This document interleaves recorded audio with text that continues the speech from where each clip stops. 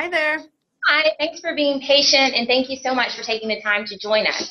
So this is the English at Work class, mostly juniors and seniors, but a few sophomores as well. And we're getting to the end of the semester, but we are very excited to have you join us, that you can kind of tell us a bit about the path you followed from the moment that you graduated from the University of Iowa with an English major in hand to the position you occupy now as the Director of National Communications for the Farm Credit System.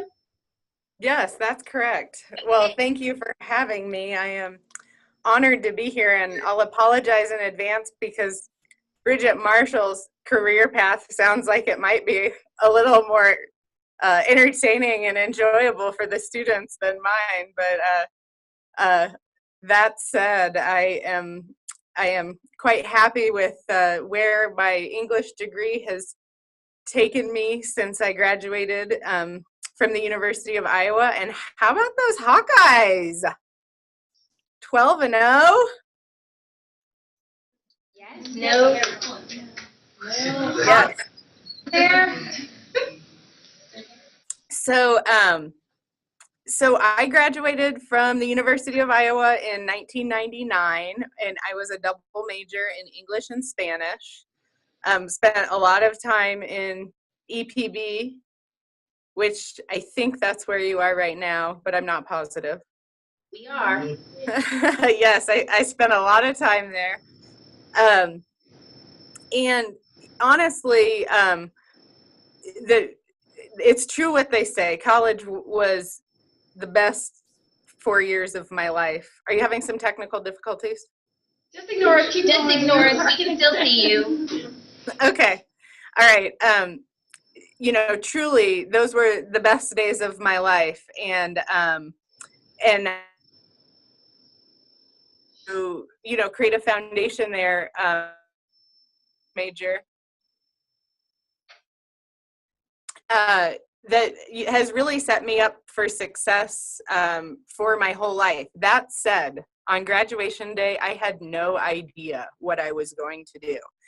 And when I got this opportunity to come visit your class today, I was thrilled because truly the one thing that I felt ill-prepared to do when I graduated was enter the workforce. I had tons of great skills, but if there were programs like English at Work at the time, they somehow got past me. I suspect that this is that my experience was not unique, and that this kind of English at Work programming that you guys have been participating in for this semester, is really the key to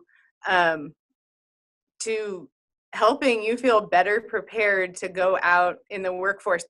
Honestly, me and three of my friends who had just graduated packed up a truck and we moved out to Denver, Colorado. No jobs, nothing. But I've been able to make it work. And my first real job, I will say I had a couple jobs that I didn't feel like were on the career path, but they helped me pay the bills, and they helped me understand a lot about what I wanted to do and what I was good at and where my interests were in kind of an office environment. So I worked at a recruiting firm and, was a marketing manager and, or like marketing coordinator and helped do office management and things like that as my first kind of full-time paid job. But it was pretty clear from the start of that that wasn't a long-term arrangement. But like I said, I was able to get into the office environment and identify those things that I was good at and interested me. And ultimately, it didn't take me very long to figure out that I was interested in the marketing, communications, public relations side of things. So a lot of people in marketing communications type roles come from the communications or journalism schools traditionally. But I will say, if you are coming out of the University of Iowa as an English major, that English department gets noticed by a lot of folks when you put it on your resume. The program truly is world renowned, and people are very familiar with the strength of the English program at the University of Iowa when you're out there kind of pounding the pavement looking for work. Um, so I've been in Denver my entire career. I got into public relations in about 2001, and quickly realized that was where I wanted to be.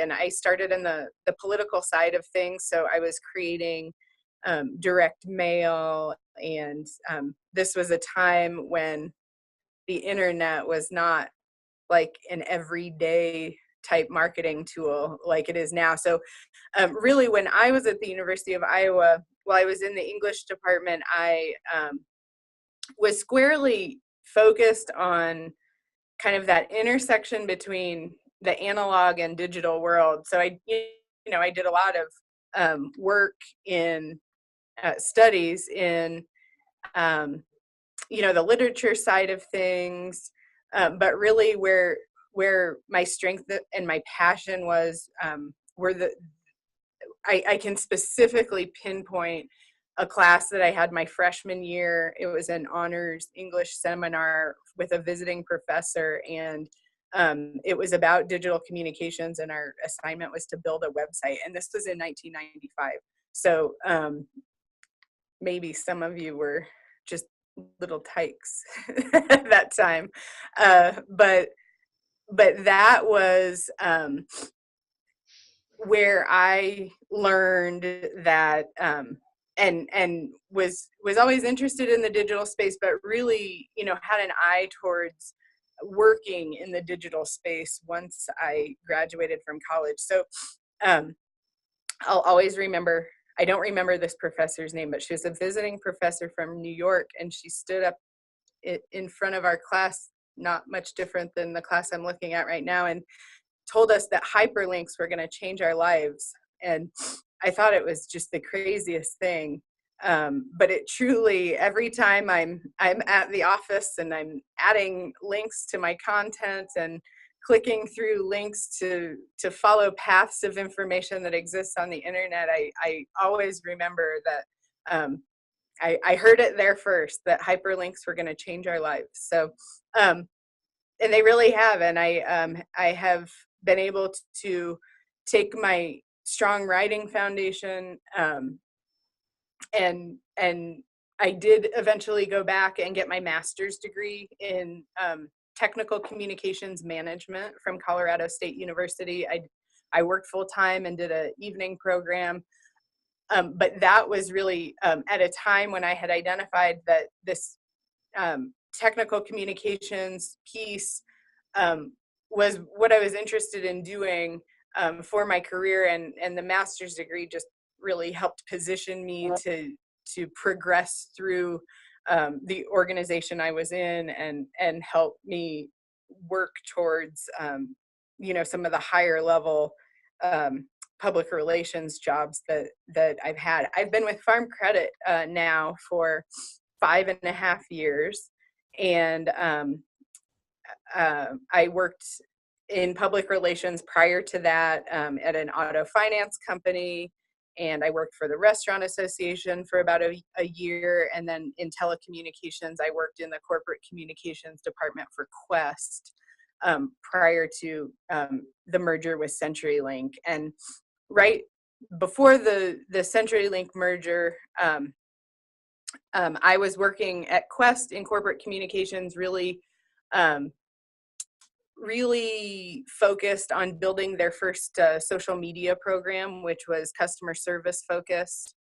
And that was a fairly innovative program there, and that I got launched. And then they merged at the same time that I was coming over to Farm Credit, and I had the opportunity to be part of a team to build a national communications function for a network of agricultural lenders that serves every county in the United States. So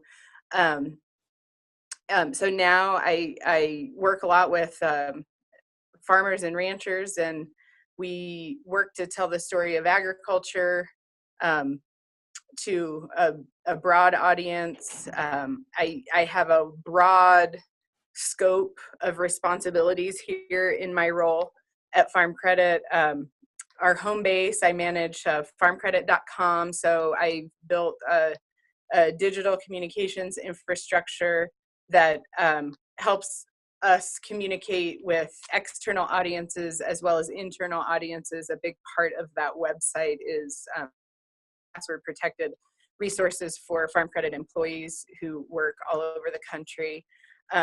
We do a lot of sponsorship, event activation. So when the FFA convention, some of you, I did not come from a farming and agriculture background, though I grew up in Iowa. My guess is that some of you came from a rural background and some probably more urban, but you might be familiar with FFA, you might not be, but it's a youth organization that there's a lot of activity related to agriculture in chapters, FFA chapters across the country, and we manage our presence and our sponsorship of the national FFA organization. So we give them a monetary contribution, and then our team works with the national organization to identify how Farm Credit is going to show up at their national convention. And more than 60,000 FFA members attend the national convention. But that's just one example. We've got a full calendar of events that we activate, some on a large scale, some on a small scale. I manage a media relations program, so working with press to position Farm Credit financial experts in the media. And right now we have been working on a really fun project for the last couple of years, planning for our centennial. So Farm Credit was chartered federally in 1916, and here we are coming up on 2016. So we have a slate of centennial activities that are coming up. And so that's kind of a broad overview of what I do today and how I got here. I'd love to answer questions that you have. If you want to hear more about something, or I'm not quite sure what I'm talking about, that's okay. You can ask for any clarification that you're looking for, but I'd love to know what you guys are interested in and considering as some of you approach the workforce. No, thank you so much, Margaret, for giving us that overview. And we do this, so we are going to, if I don't fall over, do some introductions. So I think we'll just, and hopefully the camera will move with them. If each of you can just share what you think you're interested in, then we can begin to have a conversation, and maybe Margaret will have some advice or thoughts, since it seems like you've had really diverse work experience that could be valuable to share with these students. So Winciso, just your name and what you think you're interested in as far as a career. Hi, I'm Winciso, and I'm interested in writing and editing. I'm Matthew, and probably writing for, I'm actually not sure what I want to write for yet. I'm still figuring that out. I'm Olivia. I'm interested in environmental writing and personal essays. I'm Sam, and I'm interested in writing and editing, maybe paralegal law side of it too. My name's Zach. I'm an English major and a communications minor. I'm interested in marketing and advertising. I'm Amy, and I'm interested in doing something, either writing for like wildlife brochures or like working with some kind of animal. I came from a farming background, so animals are kind of my thing. I am Caitlin. I am looking into retail training and education. I'm Max. I'm thinking about working in museums. I'm Natalie. I'm interested in law, specifically like copyright and intellectual property. I'm Thomas, and I'm interested in marketing or event management. I'm Jacob. I'm interested in education. I'm Sarah, and I'm interested in writing and editing, mostly in young adult fiction. I'm Kyle. I'd like to be an author. Sam, and I'm not really sure, I guess. Maybe just kind of open so far, just writing or editing for some kind of business or marketing maybe, or travel writing, something. I'm Kate. I'm actually pre-dental on top of English. I'm Anthony, and I'm actually interested in digital humanities and things like that. It sounds like you were describing some of that when you were talking. So I'm interested in libraries, something like that. Chris? Yeah, I'm kind of in the back here. Here I am. I'm interested in writing, and I'd like to be an author as well. I'm Jamie. I'm a career advisor. I'm just listening. So as you see, they have a very wide interests. And so I don't know if y'all, do you have any specific questions before we open it up to think broadly about your interests?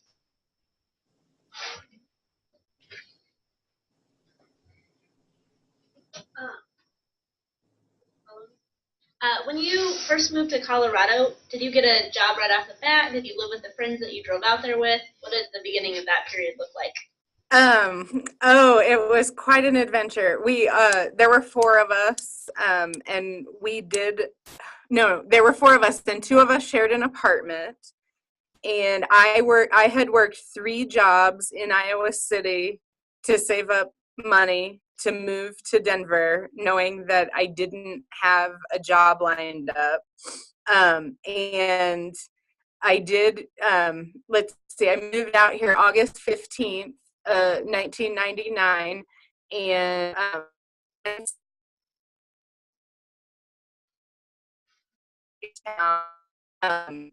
I remember it so vividly because it was my first job. I was a sports director for a nonprofit called Girls Incorporated, and I had done in my college and high school days. I had done childcare at daycare centers, including one that's affiliated with the university. So I had a lot of experience. I was the sports director, and it's an organization that's a lot like the Boys and Girls Club, but just focused on kind of underserved youth. And so I did that for about a year or so.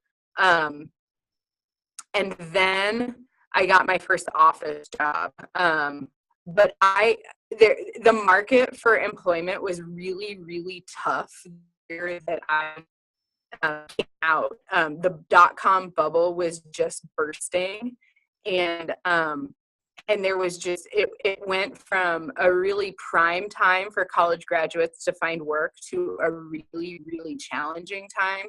So I was interested in focusing on trying to get that first kind of 9-to-5 job with benefits, and if that's your thing, that's great, and that is what I do now. But there is so much more flexibility and opportunity, especially with your strong writing skills, to kind of freelance for a while, and there's opportunities if you're just resourceful to get out there and starting now to get your work published, and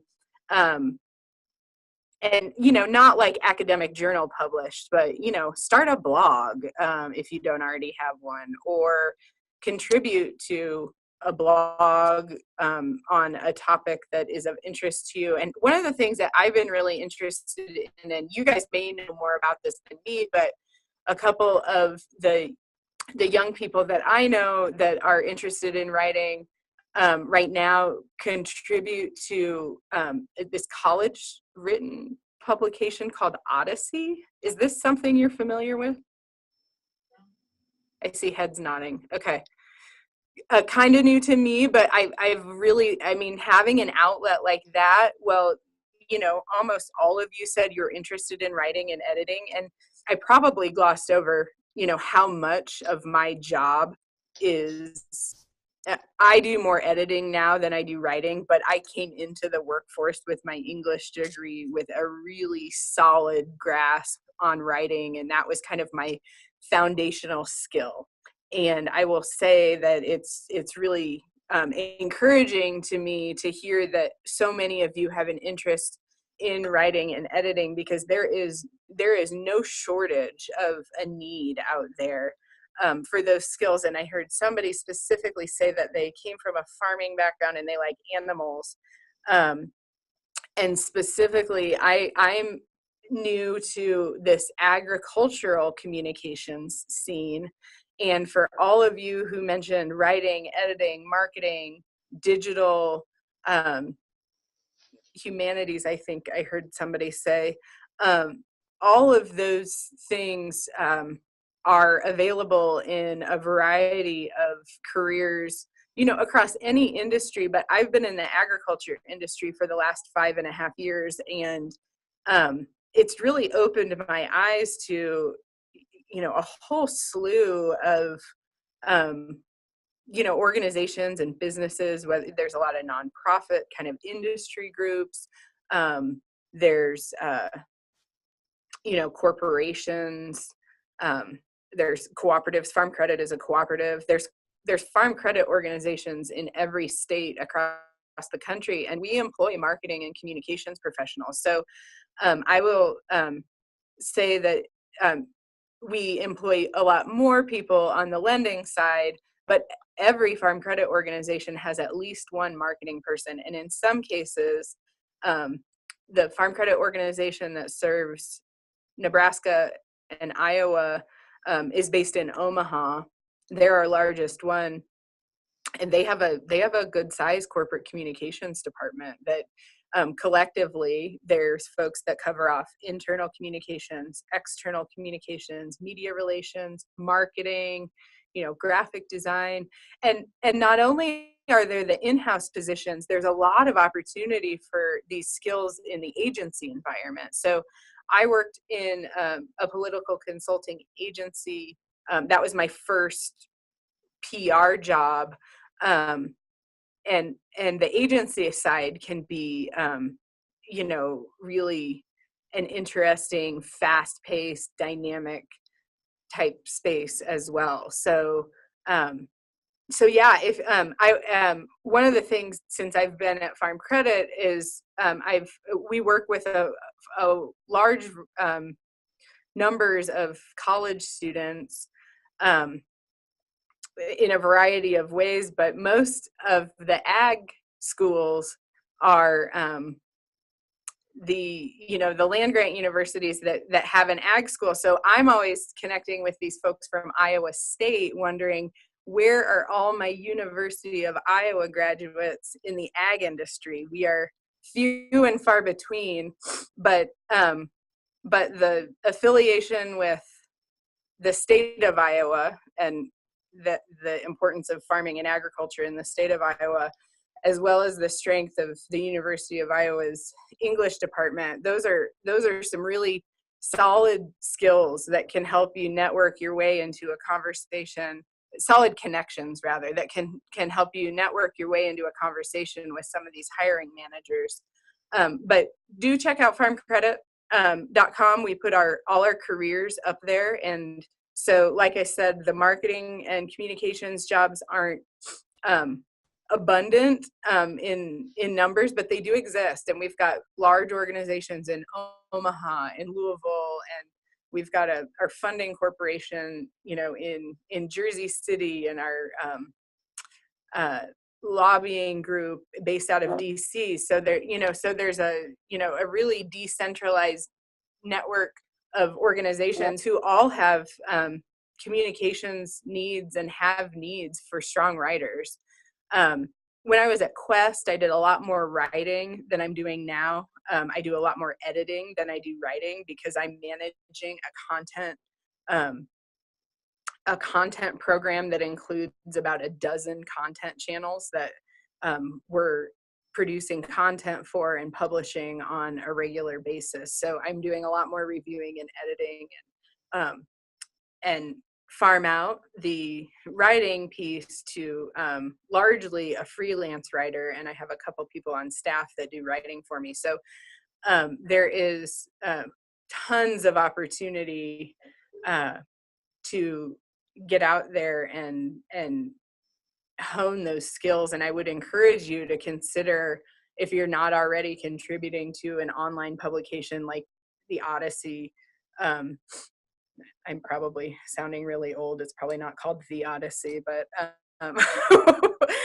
you know, or the newspaper, or something like that. I would encourage you to do that while you still are in school, and then you will leave with kind of this digital footprint of that you can pull into a portfolio to share with folks. And you know, you want to make it as easy as possible for those folks to consume that information. So anything you have published on a public website is, you know, a really great asset, you know, provided it's well done and mistake free.